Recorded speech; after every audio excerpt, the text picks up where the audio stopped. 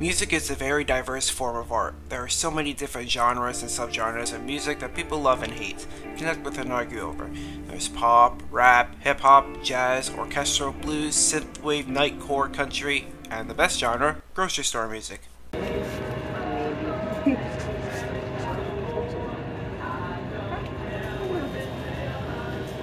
However, there's one genre of music in particular that's my personal favorite: metal.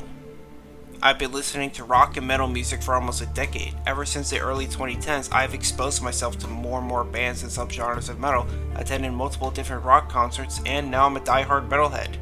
I found so many bands that I've immediately fallen in love with, such as Skillet, Predominion, Breaking Benjamin, Starset, Sabaton, Ice Nine Kills, Motionless Away, The Devil Wears Prada, Fit for a King, Architects, Eminence, Currents, Orbiculture, Spirit Box, Within Destruction, Disturbed, I Prevail, Soul and Amity Affliction, Villain of the Story, Void of Vision, Bleed From Within, Buried Tomorrow, The Halo Effect, Hollow Front, Aviana, Memphis May Fire, Wage War, Red, Dayseeker, Shine Down, Powerwolf, Beast in Black, Battle Beast, Mr. Misery, Bad Omens, NSOK, Enemy, and I'm going to stop right there.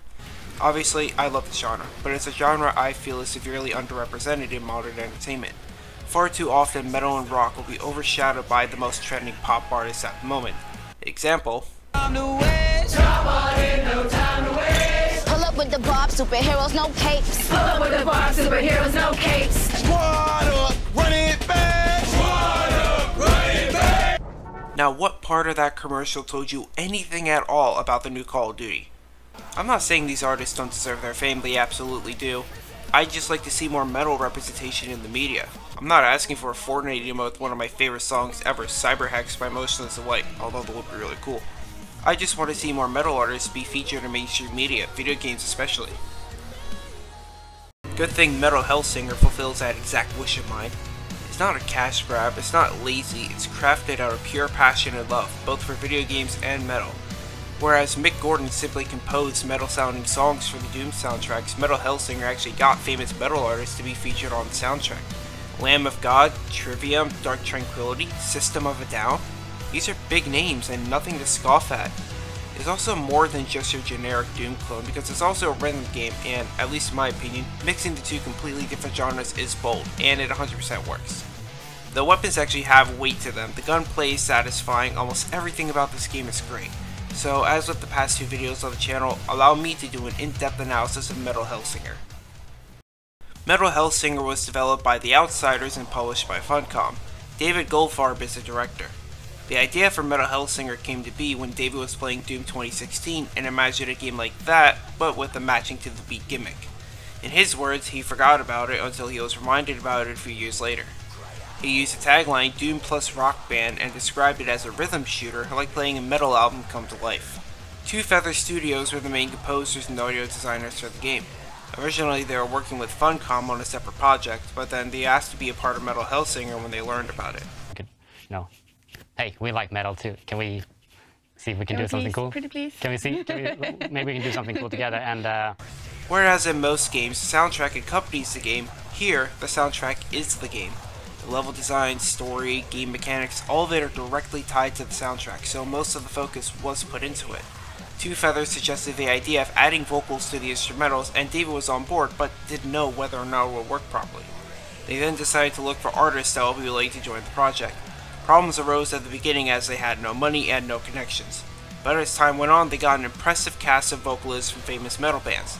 The artists they got are Tatiana Schmeiluk of Ginger, Bjorn Strait of Soilwork, Matthew Heffy of Trivium, Mikhail Stane of Dark Tranquillity, Serge Tankian of System of a Down, Dennis Lyjan of Refused and Envision, Randy Blythe of Lamb of God, Alyssa Whiteglues of Arch Enemy, and James Doran of Black Crown Edition and Replicator. I don't know the stories of how everyone came on board, only the ones featured in the behind the scenes video. The mom of one of Metal Hellsinger's writers knew Mikhail Stane's girlfriend, so it was a long line of connections that brought him on board. Matt Heffy had received a message from his manager saying, "We got a contact, are you interested in a video game?" And he immediately responded yes, having been a gamer for decades. Funcom would sign artists and use those artists to sign more artists. For example, "Hey, we got Matt Heffy, are you on board?" Dennis Lyjan was contacted and asked, "Do you want to sing for the shoot 'em up game where the music affects how much you shoot people?" And his thought was, "That sounds crazy, yeah." Also, every single song in the soundtrack was performed in-house. They didn't just grab the rights to whatever famous songs they had, they composed their own songs specifically for this game, which means they're also DMCA free for any other content creators interested in using the songs as background music. Now for marketing. Metal Hellsinger was first revealed during IGN's Summer of Gaming in 2020. A year later, at the Game Awards 2021, another trailer dubbed the Gods of Metal trailer was released. In May of 2022, during Steam's Next Fest event, Metal Hellsinger had a playable demo that featured the Stygia level. This was also when I started looking forward to it. Then, during Gamescom 2022, another trailer focusing on the soundtrack and gameplay was shown. The biggest marketing event for the game was also at Gamescom 2022, specifically on August 25th. See, for the first ever concert in the history of Gamescom, Metal Hellsinger was featured. There, Matt, James, Alyssa, Dennis, and Mikhail performed their original songs from the soundtrack. As someone who's, again, been to multiple rock concerts based on the DVR, it looks like it was so much fun, and I'm jealous of anyone that got to be there in person.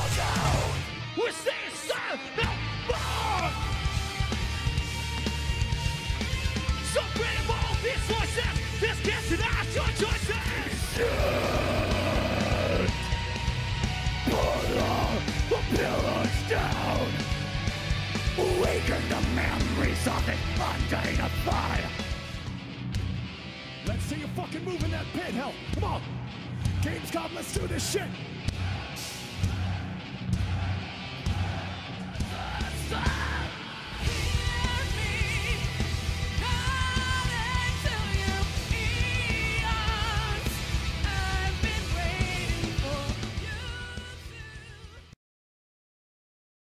After the biggest stunt of the game's marketing cycle, Metal Hellsinger was released on September 15th.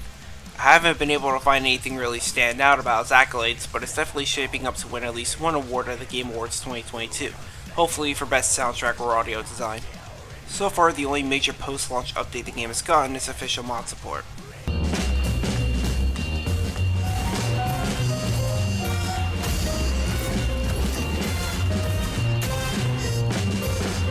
Also, it's on Steam for $30, PlayStation 5 and Xbox Series for $40, and also included with Xbox Game Pass.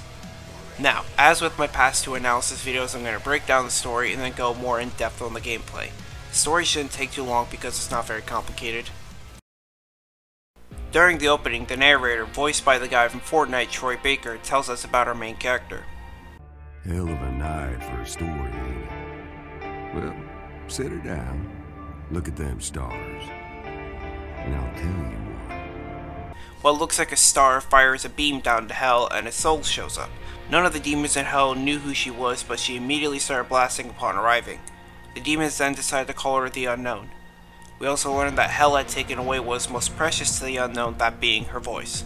She's now essentially fighting to get her voice back. We also meet the antagonist named the Red Judge. In an effort to prevent the Unknown from causing more ruckus, the Judge locked her up in the deepest circle of Hell using magic she couldn't break to seal her in.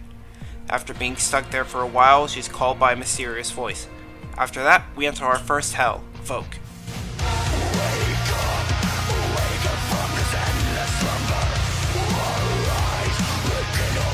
The Unknown climbs up and reaches the peak of a mountain. Eventually, she finds a skull that's also the narrator. The skull is reanimated and the Unknown walks towards it. The two then immediately reconnect. During the tutorial, we also learn the name of the skull, Paz. After the following fight is over, the Unknown hops into a portal that appears. She then arrives at the other side of the portal. After exploring and clearing more of what looks like an old cathedral, the Unknown enters a courtyard. I have always known you. After that voice line, another flying skull appears, and it's the Red Judge! But not really. Spoiler alert, most of the fights are going to be with aspects of the Red Judge, not the Judge herself. This is one of them. The Unknown then proceeds to wipe the floor with this first aspect. With the first aspect gone, the Unknown gains a part of her voice back and Paz's memories. Oh yeah, as a side plot, Paz was to unlock some of his memories. The Red Judge called her best demons to her throne to form something called a Council of War, which to me feels like it was never elaborated on again. She also called the demons to seek answers from them since nobody in Hell knew how to stop the Unknown yet. We find out that there is a demon named Malachi that told the Red Judge they had destroyed Paz some time ago. But now the Judge knows that he was lying, so she executes him in front of everyone, probably to prove a point. She then summons her other aspects to guard the other Hells for her. With that out of the way, we now enter the hell with the best theme song, Stygia.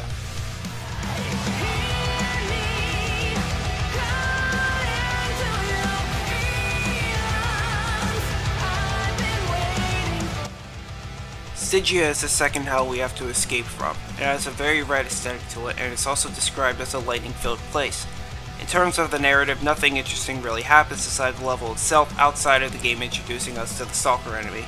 After climbing up a staircase, the Unknown fights and defeats the Stygia aspect. Stygia had fallen, the Unknown got a bit more of a voice back, and Paz part of his memory. Paz also mentions that nobody remembers who they were in hell, and if they do, it was as a form of punishment. The Red Judge sends every scholar she knew to look for any sort of record of the Unknown's origins.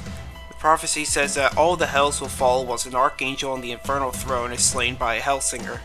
With our army set up at our next location, she starts preparations on something called the Ritual of Spears. She's now intent on proving the prophecy false. And with that, our next hell is Yelm.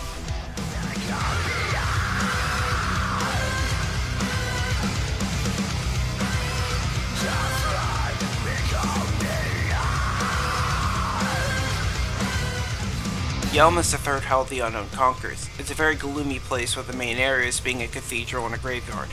I will go more in depth about what Paz says after every fight sequence, but it's only a few times in each level where he says anything narratively relevant. Most of the time he just says a quippy one-liner. Truth is, I still can't set foot in the church. Not because I'm not allowed, just because, well, I'm a skull. Anyway, the Unknown ascends to the top of the cathedral and enters a graveyard.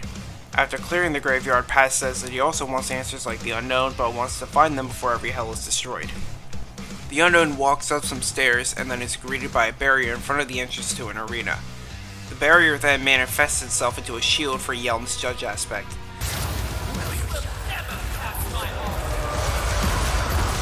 She defeats the aspect, Yelm falls in the process, yada yada yada. After this fight, a behemoth is tied to a pole with two hierophants standing in front of him. One of them pulls out a dagger and cuts the behemoth's stomach open so they can create a new race of Kaite. Wait, wrong game. The stomach actually gets cut open so they can perform the Ritual of Spears. The ritual is apparently supposed to bind the spirit in perpetuity, but it completely backfires and almost brings the Unknown to Sheol, where the Judge currently is. With that out of the way, we now enter in Costas.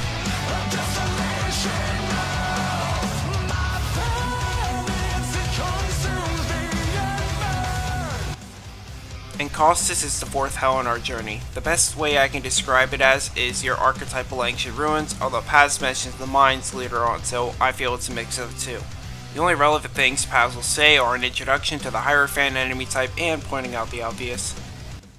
Hell knew they had a problem, what with us being this far into their end zone. At the end of the level, the Unknown climbs up some stairs on a pyramid-looking thing and a pile of rubble manifests into a pillar. The next Judge aspect appears and goes on the whole cliche, your personal journey is ruining the world tangent. Following these events, the demons of hell started to assume that the Unknown was actually the Hellsinger that was prophesied to take down the Red Judge. The only question then is, what would she do if she won? Would she take over hell for herself? Paz also mentions a character named the All, who's this game's version of God ruling over heaven. According to him, now that this whole story's gone out of hand, things are about to get complicated. With the Judge's orders now being to safeguard the hells, she kills one of her demons and turns them into a dove. Then some of heaven's seraphs start to descend from the sky. Our next stop is Jenna.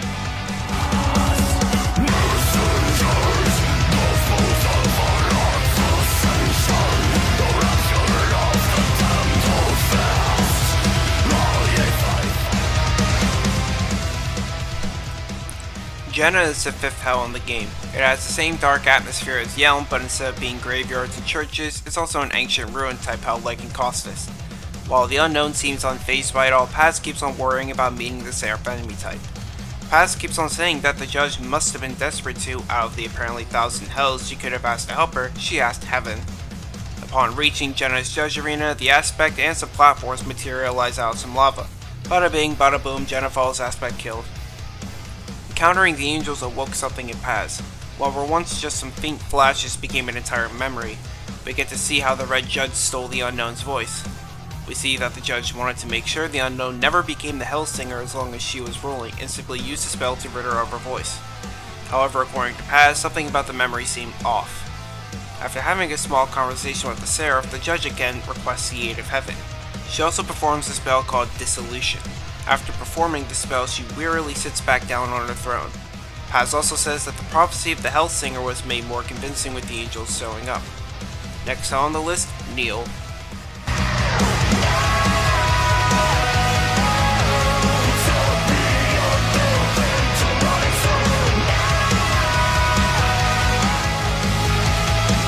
Neil is the sixth hell in our bizarre adventure. It's another snowy hell like Vogue was. In the menu, Paz says that, according to rumors, Neil was a section of heaven broken off and repurposed into a hell. Paz is also wondering what exactly the dissolution spell was. Upon reaching the arena, the Neil aspect says that Neil will be destroyed for nothing. So her plan was probably to use the dissolution spell to destroy Neil and the unknown with it. This aspect can also split herself into multiple clones, making for probably the most unique aspect fight in here. The judge is sitting on her throne, obviously beaten because we're kicking her ass so much. She then resorts to her trump card, invoking the curse of dispossession. This spell essentially kidnaps Paz and forces him to tell her everything he knows, and he seems really not bothered by it at all. Had to happen, I guess. Honestly, I'm just surprised it took her so long. Only thing is, this weakens the judge greatly because the bond between Paz and the unknown was too strong. Also, we actually got to learn Paz's full backstory. Originally, he was an angel in the right hand of the All. His job was to be the instrument of the All, singing the songs of every soul that entered heaven. Thing is, he hated every single song he had to sing until he came across the unknown. He loved her song so much that he exiled himself out of heaven and laid in vogue for however long until decaying into the skull we know him as. After that, Acheron.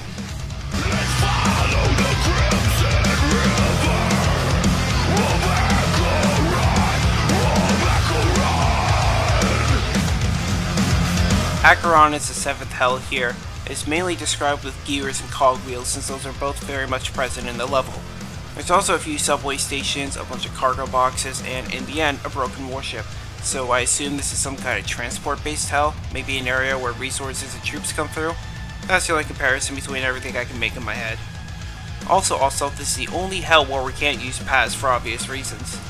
After some more exploring and fighting, the unknown reaches the arena where we fight the final aspect. The aspect is wearing a crown-like cogwheel on her head, and Paz is seen floating inside of it. At the same time, some cogwheel platforms rise from the ocean.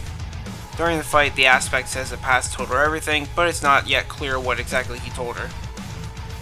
With the curse of dispossession having failed, and despite Paz having told the judge everything, the angels are getting ready to alt for the judge. However, since this was hell they were in, she just Thanos snapped every angel that was in the room with her. The judge also remembers her past. She was an archangel. Heaven also came to hell out of fear, not aid. Fear that the prophecy would come true and the unknown would assault the heavens after killing the judge. Using the last trick up her sleeve, Anyway, she absorbs every soul in hell to become the Giga Judge, a name I'm only giving her to make a joke later on work better. With that, we enter the very last hell on our journey, Sheol. Stay solid no more! So afraid of all these forces, this gets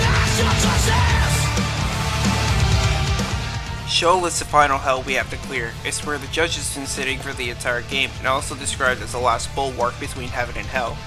The unknown arrives, preparing for her final confrontation. It's also implied that the judge got her memories back by talking to Paz. He assumed that, like he did, the judge forgot her past. He also had his own fair share of questions. After the final fight, the unknown walks up another flight of stairs and enters an arena. After picking up the giant sword poking out of the ground, we finally get to fight the icon of the Red Judge herself. After embarrassing myself a few times, the unknown once and for all defeats the Red Judge.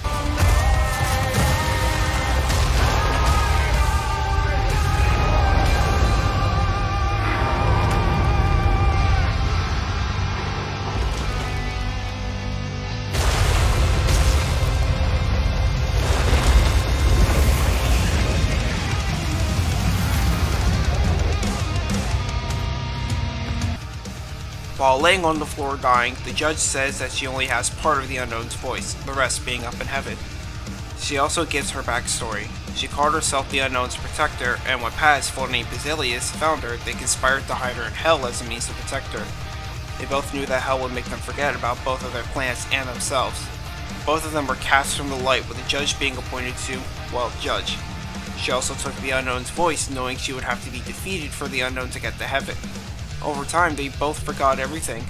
The Unknown lost her song, the Judge lost her rebellion, and Paz lost the Unknown, the only person he ever loved. The Unknown is now considered the Hellsinger of prophecy. She also has enough of her voice to shatter the barrier between heaven and hell. And with that, the Judge draws her last breath. One last thing. When you get to heaven, don't forget to give them hell. After the Judge's death, a sort of gate opens up in the sky with its own path. Paz and the Unknown then enter the gate, readying their assault on heaven. And that's how the game ends. But not really. See, there's an end credits scene that I'll also have to cover. We arrive at the present day with Paz still narrating. Following the Judge's death, the realms fell apart with demons rushing into the Prime, which I guess is an alternate name for Earth. The Hellsinger and Paz got split up. We then cut to the outside of a bar named The Outsiders. Get it? That's the name of the developers. Inside the bar, we see silhouettes of what I'm assuming are the vocalists featured in the game. The camera pans to a guy wearing a biker jacket with Paz on it. The guy then looks at the door, where a woman that not so coincidentally looks like the Hellsinger walks in. And that's actually it. I honestly don't have much to say about the story. It isn't as awful as, say, Devil May Cry 2's story, but it isn't as good as Katana Zero's. It just feels kinda generic to me, but in a game like this, that isn't a problem at all. To me, Metal Hellsinger is like Ghost Runner in the sense that the gameplay more than makes up for whatever shortcomings the story had. All in all, B for effort. Now that out of the way, let's finally discuss the gameplay.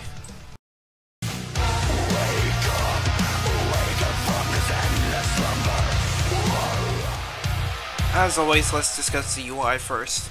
At the bottom, there are two horizontal bars next to a square in the middle. The green bar on the left is your health. I'm not going to treat you like Overwatch 2 does and explain what health is. Next to it is your current health.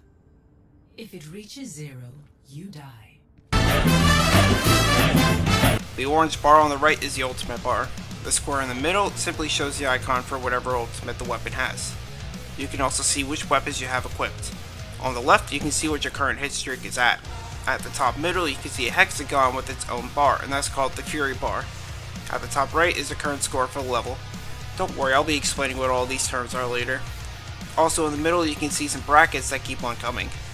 Despite being an FPS, Metal Hellsinger is at its core a rhythm game. That means you have to tie everything you do to the beat of the music.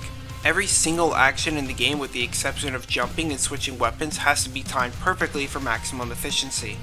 That's what those brackets in the middle are for. Timing each action to the beat will buff it, such as increased damage or reloading your weapon quicker. Also, Fury is an important part. Fury will accumulate as you perform more and more perfect inputs. There are 6 different multipliers: 0, 1, 2, 4, 8, and 16. The higher the Fury, the more damage you deal, the bigger the score multiplier, and the more intense the current song is. Also, getting your Fury up to 16 will earn you the vocals for the current song of the level.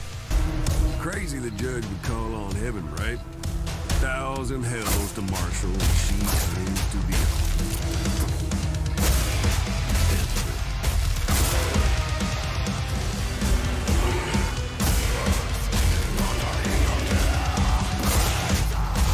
There's also a mechanic in Metal Hellsinger called slaughters. When an enemy's health is low enough, an orange square will appear over them with the button input for slaughters. Performing a slaughter to the beat will drop health for the player. Now that we know the basics, we can go a bit more in depth.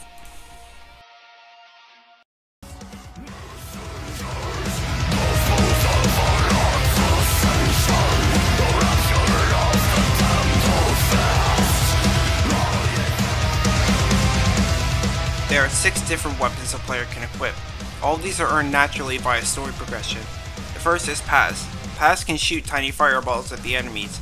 Outside of combat, he can also be used to keep up your fury and hit streaks, letting you keep your scores.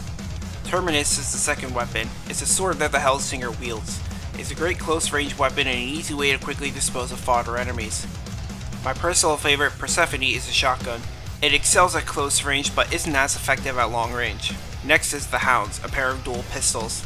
It has some of the best range of the game and is a good way to combat larger enemies like the Behemoth. The Vulcan is an explosive crossbow. It has the lowest ammo capacity of any weapon but also deals the most damage and has the best crowd control. The Hell Crows are a pair of deadly boomerangs. They take a bit to get used to, but once you get the hang of it, they are great. They also have no ammo, so if your other weapon is running low, you can quickly swap over and keep the pressure going. Paths and Terminus will always be equipped on every level, the only exception being Paths on Acheron, but you can choose 2 of the other 4 weapons to bring with you before each level starts. Each weapon supports an ultimate ability that can be used once the corresponding bar is full. You can fill the bar by damaging enemies and performing slaughters. Paz's ultimate Thunder and Hell will strike enemies in your vicinity with lightning, crystallizing them. Also, performing a slaughter on a crystallized enemy will instantly kill any other enemy affected. Terminus' ultimate Inferno Solo increases the weapon's damage and attack speed for a short period. Switching weapons mid-solo will also interrupt it, allowing you to keep the remaining charge for later. Persephone's ultimate Seventh Seal will simply fire a giant fireball at the enemy. The Hound's ultimate Echo of Death spawns a Hellsinger doppelganger to attack any enemies in its line of sight. Vulcan's ultimate Fate will spawn a rift that sucks in any enemies near it. The Hellcrow's ultimate Murder of Crows will summon, well, a Murder of Crows that will damage surrounding enemies. There are 4 hit streak boons that will activate whenever you achieve a high enough hit streak. These are also earned by a natural story progression. The first, Enduring Fury, activates at a 6 streak. This will decrease the rate at which your Fury drops. The second, Faster Ultimate Gain, activates at 14 streak. This will increase the rate at which you build up your ultimate. The third, Deadlier Dash, activates at a 22 streak. This will increase the damage your dash deals. The fourth, Explosive Slaughters, activates at a 30 streak. This will let your slaughters deal AoE explosion damage. When you unlock each hit streak boon, they will stay active until you lose your current streak and will reactivate when you reach it again. There are 7 different sigils you can equip, all being earned via torments, more on those later. These sigils will give you different buffs that will last the entire level. Each one also has free levels that can be earned by, again, torments. Streak Guardian will allow you to take damage a few times before losing your fury and hit streak. Ghost Rounds will give your weapon extra ammunition whenever you swap to that weapon. Boon Momentum will increase the rate at which you earn your hit streak boons. Unyielding Fury will ensure your Fury will never drop below 4 and you'll always start the level with 16 Fury. Last Breath Aegis will increase the damage you deal when at low health. Ultimate Sovereignty will automatically fill your ultimate bar by a set percent. The Perfectionist increases the Fury gain from perfect grades. And that's pretty much every weapon you have at your disposal.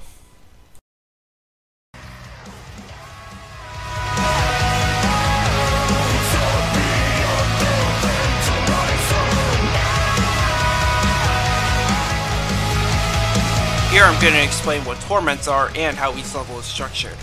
Excluding the tutorial, you have 8 playable stages. Before each level, you'll be able to choose your weapons and sigils. Occasionally, you'll find a small arena where you'll have to fight waves of enemies. These arenas will be blocked off by things called Anguish Gates that prevent you from just skipping it. This is a mainstay in hack and slash games, so it's not unexpected to see it here too. You can also find 2 different kinds of crystals, Styx Crystals and Chaos Crystals. Styx Crystals can be broken by damaging it and will restore your health back to full. Chaos Crystals can be shot at and will cause an AoE explosion once broken. At the very end of the level, you will fight a Red Judge aspect or the Red Judge herself if you select Shoal. Upon completing a level, you will earn and lose bonus score based on your certain attributes. You can earn some score for your perfect beat percentage, kills on the beat, your longest hit streak, the time you beat the level, headshot kills, slaughters performed, and multi-kills. You will also lose some score for taking damage. If you want the best comparison to make for the Torments, think the Secret Missions in the Devil May Cry series. 3 Torments will be unlocked upon completing a certain level. Every level with the exception of the tutorial and show levels have their own. These Torments will allow you to earn or upgrade your sigils. These are all extra challenges that revolve around a certain gimmick in the game, whether it be slaughters, ultimates, or kills to the beat. When you select a Torment, you won't be able to change your loadout. You're given a specific set of weapons to use. You'll have to reach a certain threshold in the challenge, whether that's getting a specific number of kills or performing enough slaughters. Complete the challenge will earn you a sigil, or if you already have it, an upgrade for it.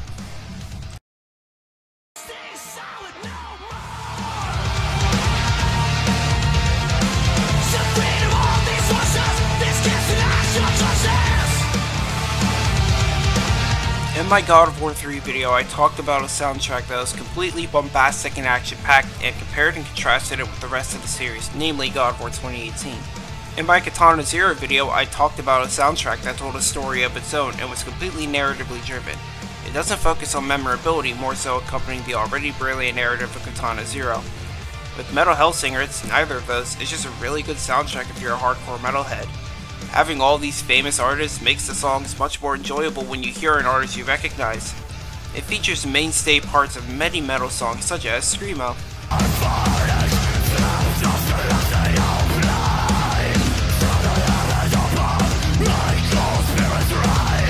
I know Screamo isn't for everyone, but I personally like it quite a bit as long as it isn't the entire song. Also, this is kind of odd to mention, but I like how a lot of the songs of the soundtrack pass the 5-minute mark. I like just sitting down and listening to a song that long, and the only band I actively listen to that's kept that up is Orbit Culture. Again, an odd thing to praise, but it's nice to see. Having the entire game revolve around the soundtrack is awesome as well. Having your entire run be focused on whatever song is currently playing is something I rarely see in video games nowadays, so it's nice to have here. For example, it's rewarding to have the vocals kick in at the max amount of here, giving you this sense of pride and accomplishment EA could only hope to replicate. It's also sort of satisfying to be rewarded in other ways such as increased damage.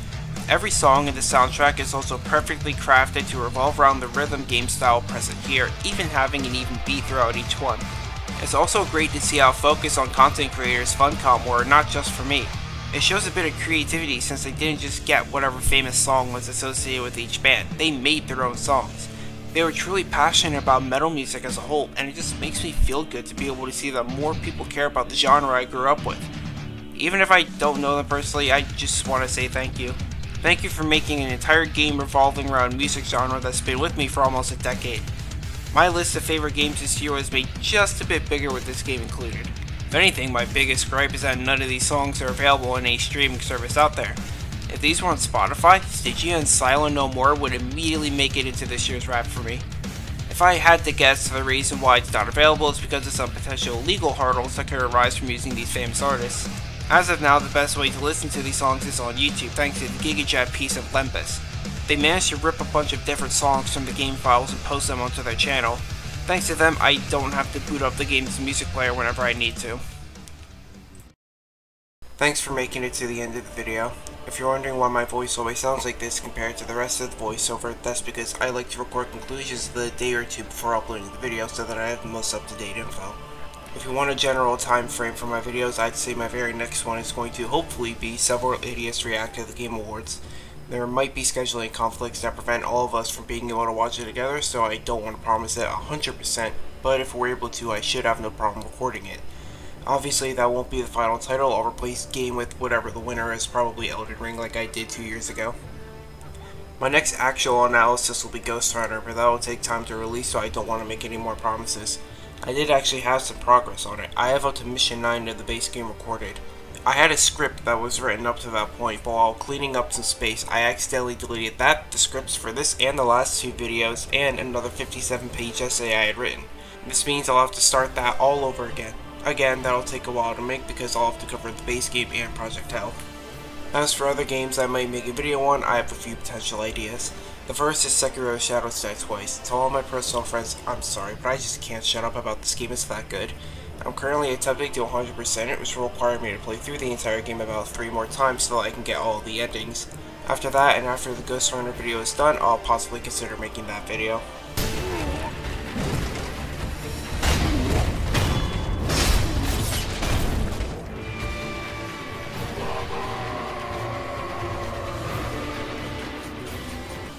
The second one could potentially be God of War Ragnarok, depending on whether or not it successfully ended the Norse era.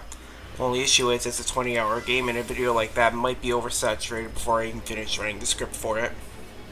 The 57-page essay was for a video I was thinking of called An Extensive History of the Hack and Slash Genre. This video would go super in-depth on 26 hack and slash games that either popularized or innovated the genre. The only issue is, it is a really colossal video to make, and at the pace that I make videos, it could take me a year to make. Alright, that's all I have to say. Thanks for watching. Make sure to buy Bayonetta 3 just to spite Helena Taylor, and if this video gets 250,000 likes, I'll show you how to build the chair from Black Adam in Minecraft.